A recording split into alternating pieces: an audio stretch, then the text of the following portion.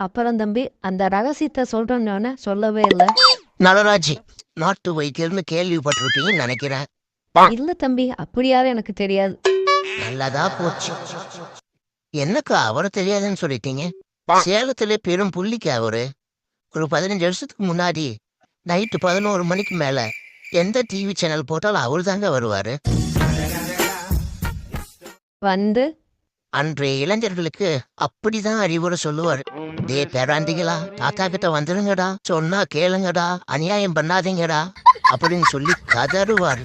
என் கடன் ஏதாவது கொடுத்துருந்தாரா? அக்கா என்னக்கா? சரி, நீ மேல சொல்லு. அவரோட பேரன் தாங்க நானு. அப்படியா?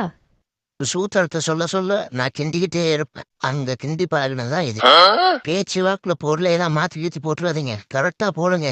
என்ன எங்க தாத்தா குளச்சிக்கலுக்கு மருந்து கொடுத்தாரு, அக்கா நீங்க மலச்சிக்கலுக்கு